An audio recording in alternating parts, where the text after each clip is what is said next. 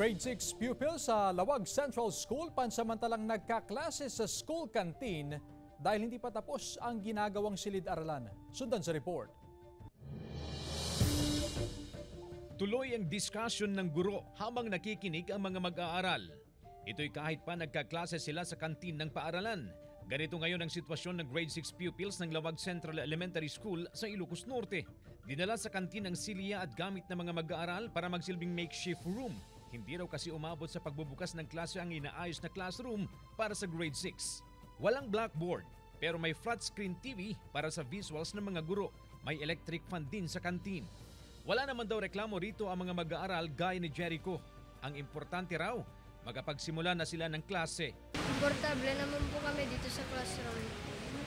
Hihintayin na lang po namin na magawa yung isang building kaysa sa po wala kaming pagbasaan po dito sa...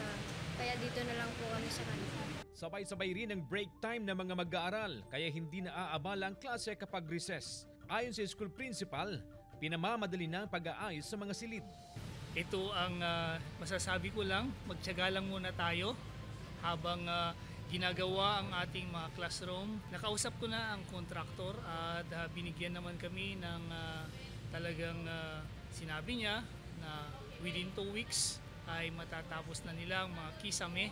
Ayon naman sa SDO Ilocos Norte, may 372 na public elementary at high school sa probinsya ang sumabay sa balik-eskwela ngayong school year 2024-2025.